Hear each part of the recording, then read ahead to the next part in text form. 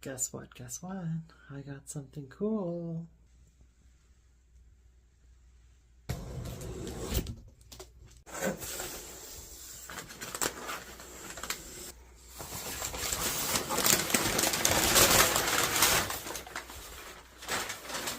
Ooh. High-tech diamond. 6-inch trim saw. And it comes with, of course, a manual.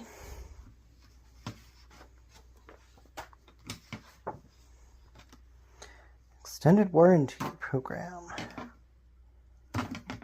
2 blades. One of them is notched.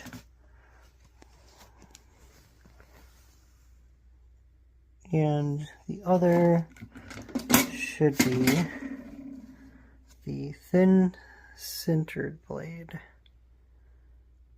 That's the one that's supposed to last a good long while. Register your product. And, of course, your nice little spray repeller that to figure out how it goes in later. And a handy Allen wrench. And here it is. Got the saw guard.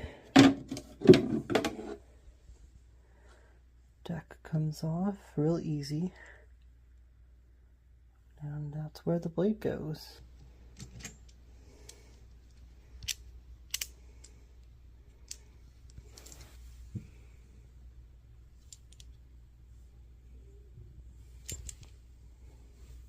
Some people say that one of the downsides is that it doesn't have a drain plug. It has an area to pour out of, but it's not really that heavy anyway. And I don't know if anybody's really thought about it, but it's pretty easy to just siphon the water out too. So I could see doing that just as easily as pouring it out. Let's get the saw blade in here.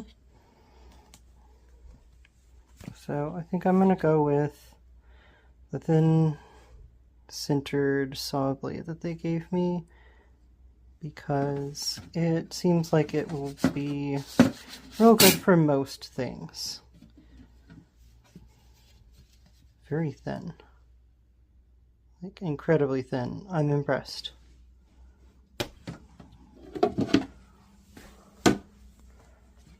Alright. So this just goes on here, and oh nice, it stayed.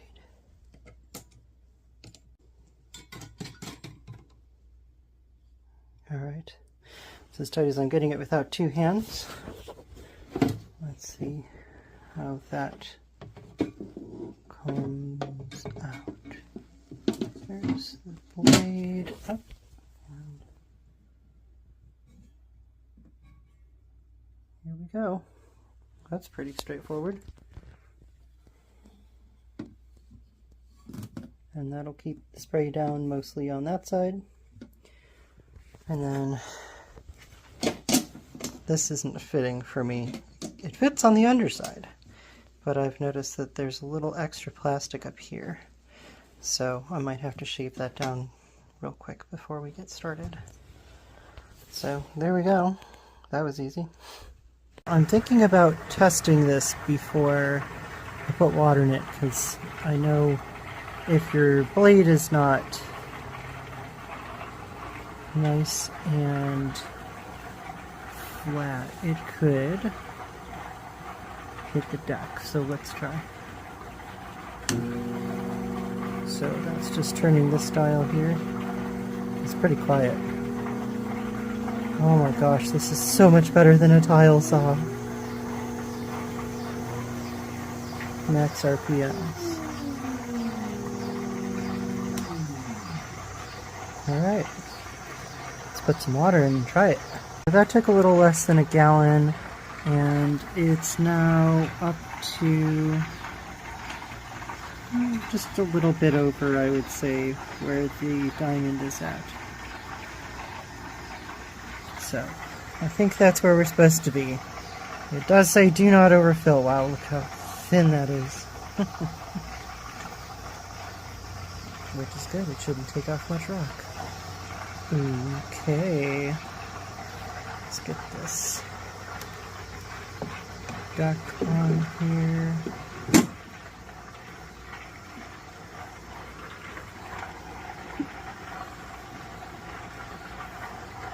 Let's see. Just a little bit of water. And it's got plenty of areas to run into. Let's see, it's touching here.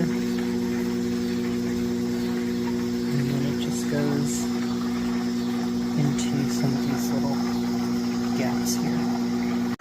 Apron, gloves, safety glasses, and my mask. And I've got a tray to put things on, and some water, and I'm going to be trying to cut some of these found in Lake Michigan. I found in Lake Michigan. Might be one in there that I didn't find. I want to say that one I didn't find in Lake Michigan. But let's see how this goes.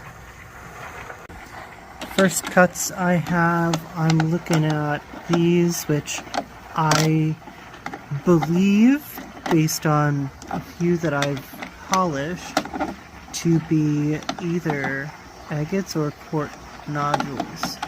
And these are cold water agates, as they call them, which are from Lake Michigan. And there's definitely some agate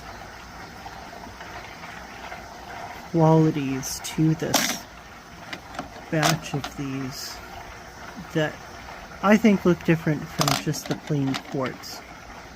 If anything, this one's maybe quartz. Let's see, find another one here. This one has some banding in it, but we'll see if I can get some to come through more clearly if I cut it. It's got that big fracture there.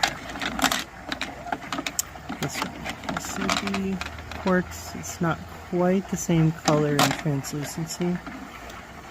I've got some cool ones. I would say my top three are three of the larger ones. Top three ones that I'm expecting something good out of. So there's that one. This one that's still got some host material on it. And this one is very clearly a funky nodule. And I'm thinking about cutting this one down the middle lengthways, because I would like to see some of this on both sides. This one, that's a tough call. I might cut it around this radius. This one I kind of want to cut lengthwise. So let's see how this goes.